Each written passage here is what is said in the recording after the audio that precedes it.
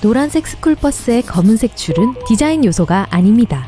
이는 사실 금속 레일로 버스 옆면과 뒷면의 얇은 벽을 보호하는 것이 목적입니다. 충돌이 발생할 때의 충격을 대부분을 흡수하죠. 즉, 충돌이 넓게 영향을 미치지 않는다는 뜻입니다. 이런 레일은 럼 레일이라고 하고 전략적으로 중요한 위치에 배치가 되어 있습니다. 가장 낮은 건 바닥과 같은 높이에 위치해 있고 가운데 것은 좌석과 같은 높이입니다. 가장 높은 레일은 좌석 위나 창문 아래쪽과 같은 높이에 설치되어 있습니다. 천장 선풍기는 하나 이상의 방향으로 움직일 수 있습니다. 하나는 여름용이고 다른 하나는 겨울용입니다. 날씨가 더울 때 천장 선풍기는 시계 반대 방향으로 움직여야 합니다.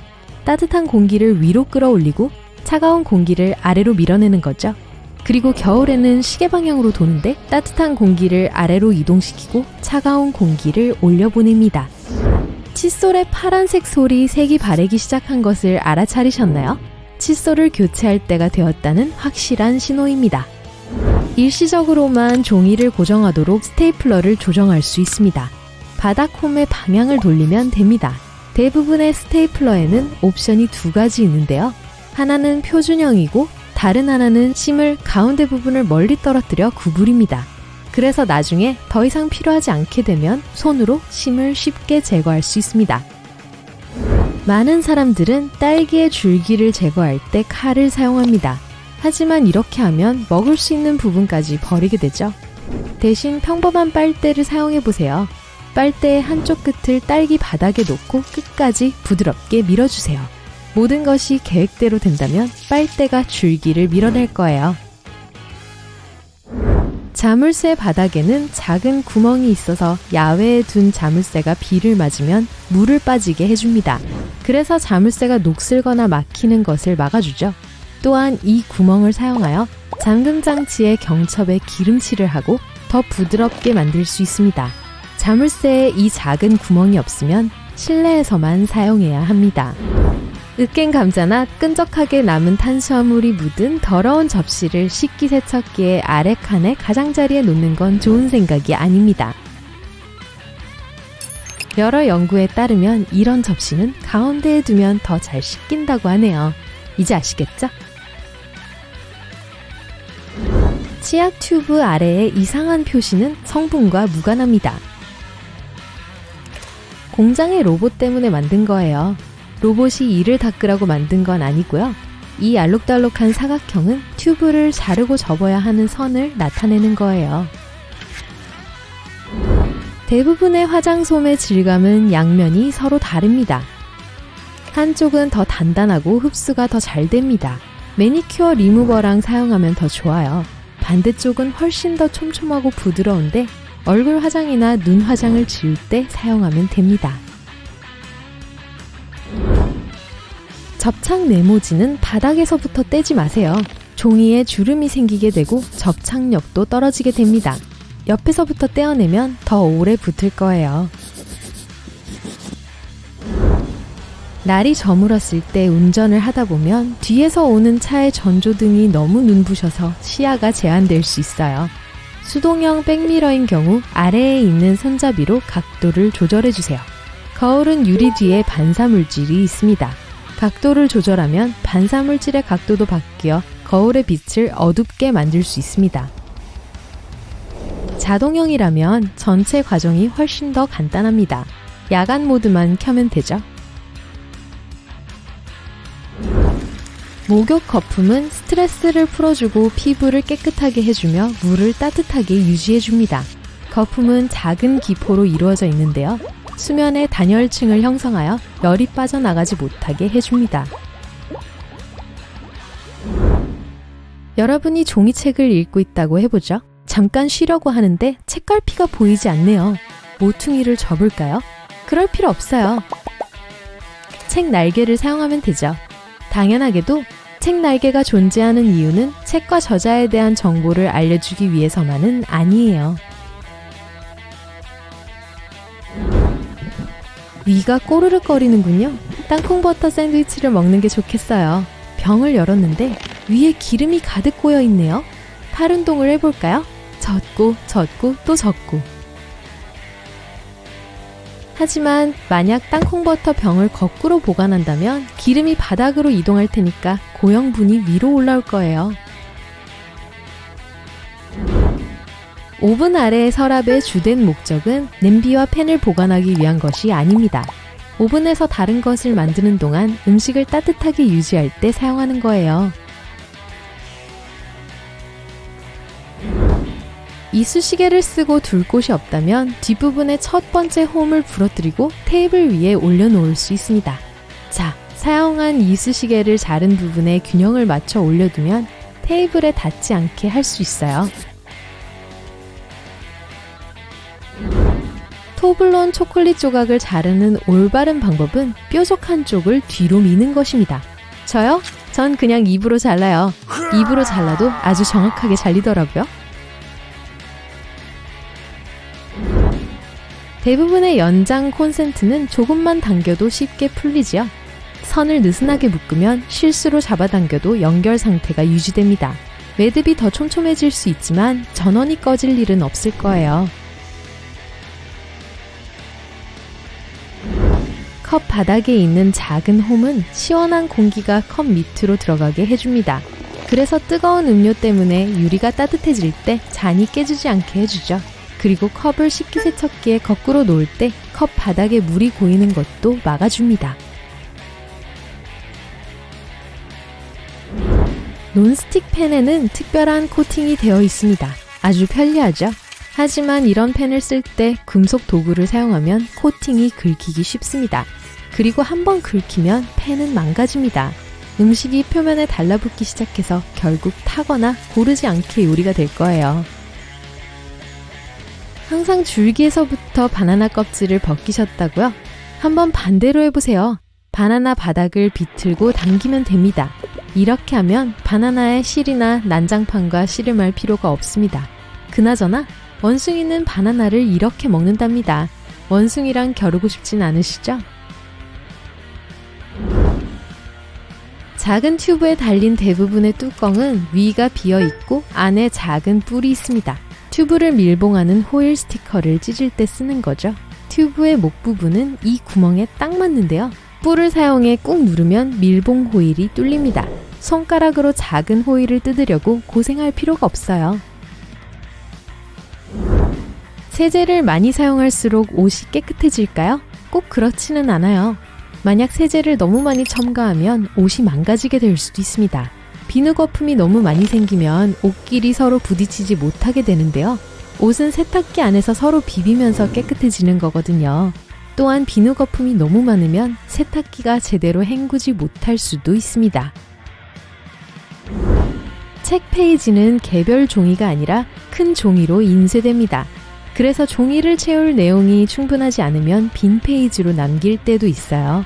출판사에서는 종종 메모 같은 단어를 인쇄하거나 다른 표시를 남깁니다. 이렇게 하면 독자들은 이런 페이지가 인쇄상의 실수라고 생각하지 않죠. 길가의 울퉁불퉁한 홈은 운전대를 잡고 조는 잠꾸러기 운전자를 깨우기 위한 것입니다. 타이어가 이 홈 위를 달릴 때 생기는 소음과 진동이 알람시계 역할을 해주죠.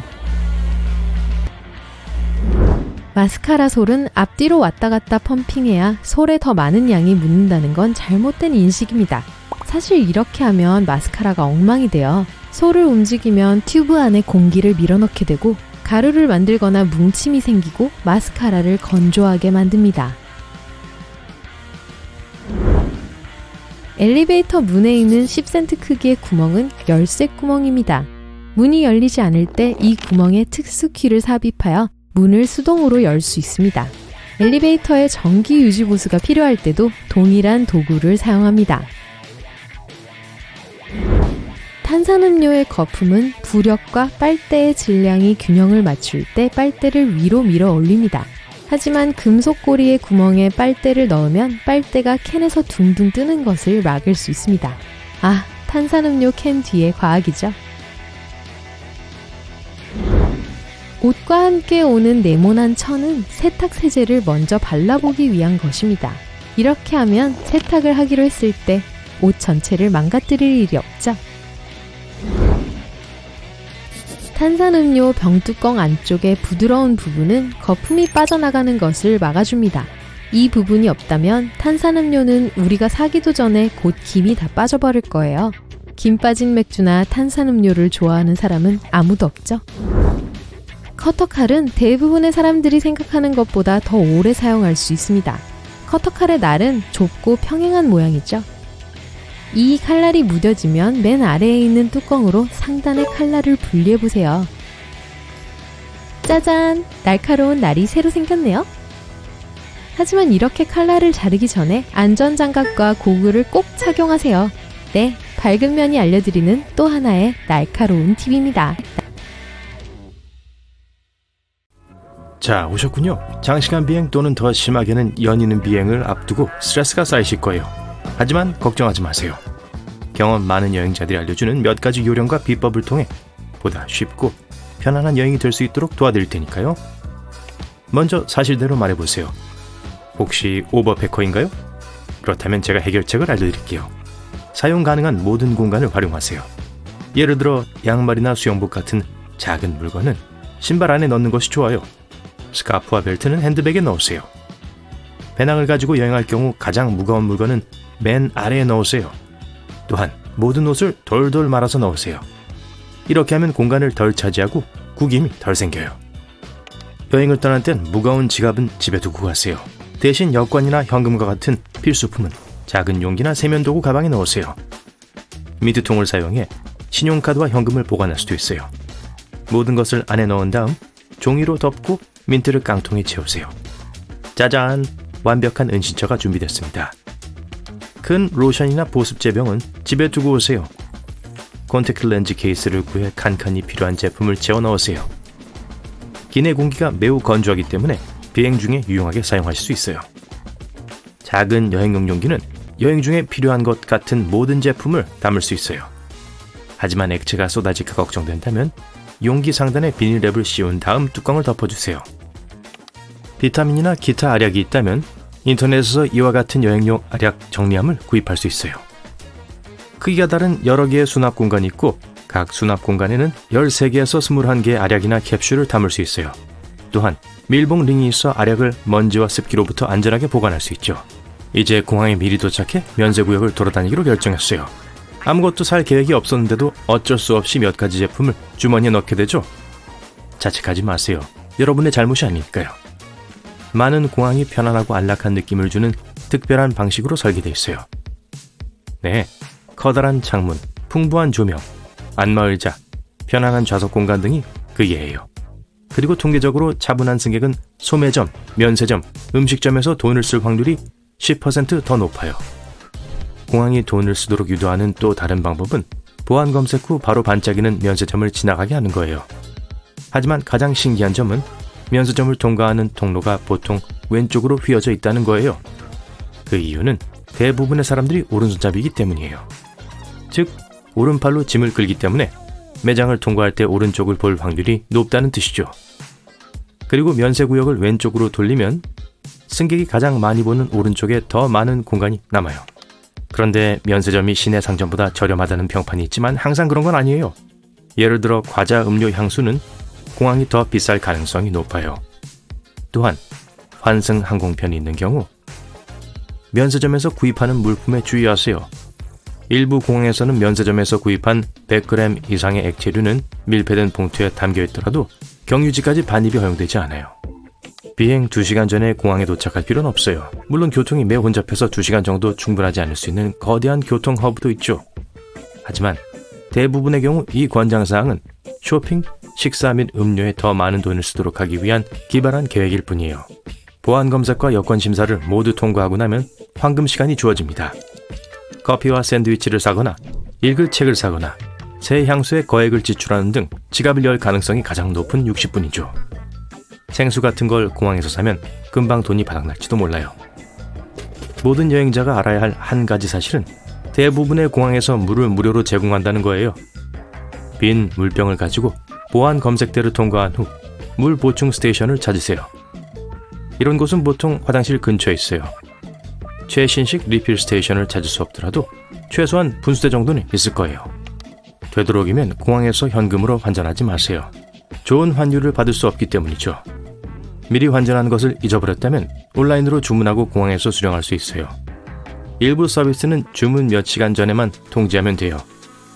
또는 최종 목적지에서 현금 인출기를 이용해 현금을 인출하는 게 더 좋을 수도 있어요. 스트레스 없는 여행을 위해 고급 여행 가방에 투자하세요. 이렇게 하면 지퍼가 고장나지 않고 다른 사람의 짐 사이에 짐이 흩어지는 일도 없을 거예요. 가장 좋은 방법은 가벼운 여행 가방을 구입하는 거예요. 여행하는 동안 짐이 더 무겁기를 원하지는 않으시잖아요. 그리고 바퀴가 달려있으면 여행 가방을 훨씬 쉽게 이동할 수 있어요. 할 수 있다면 수화물을 위탁하기 전에 전자추적 장치를 가방에 넣으세요. 여행 중에 가방을 추적하는데 도움이 될 거예요. 꼭 비싼 제품일 필요는 없어요. 합리적인 가격에 구입할 수 있어요. 이제 아주 중요한 팁을 알려드릴게요. 공항에 가기 전에 가방에 넣은 모든 짐을 사진으로 찍어두세요. 그러면 수화물을 분실했을 때 항공사나 보험사의 분실물을 보여줌으로써 보험금을 청구할 수 있어요. 이렇게 하면 물건에 대한 보상을 받을 가능성이 높아져요. 탑승권 4번을 인쇄해서 여행 가방 안에 넣어두는 것도 좋은 방법이에요. 이렇게 하면 여행 가방을 분실했을 때 공항 직원이 쉽게 식별할 수 있죠. 콘택트 렌즈를 착용하는 경우 비행기에 탑승하기 전에 렌즈를 빼세요. 기내의 건조한 공기는 눈을 건조하게 하고 콘택트 렌즈를 매우 불편하게 만들 수 있어요. 아야, 새로운 나라의 공항에 도착하면 새로운 음식을 먹어보고 싶거나 기내에서 먹기 위해 특이한 간식을 사고 싶은 유혹을 느낄 수 있어요. 그러지 마세요. 비행 전에 익숙하지 않은 음식을 먹으면 비행기 화장실에서 예정보다 더 많은 시간을 보내게 될 수 있어요. 무슨 말인지 아시겠죠? 내 여권 어딨어? 아, 여기 있네? 휴, 잠깐, 내가 신용카드를 가게에 두고 왔나? 아니, 여기 있네. 익숙한 이야기인가요? 복잡한 공항을 헤매면서 서류와 카드를 잃어버릴까봐 걱정된다면 이런 멀티포켓 넥 지갑을 준비해보세요.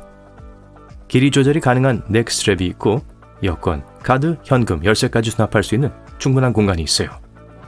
가족과 함께 여행하는 경우 대형 가족 여행용 지갑을 구입하세요. 모든 서류와 여행 중 가장 필요한 소지품을 넣을 수 있을 만큼 넉넉한 사이즈의 여행용 지갑을 찾을 수 있어요.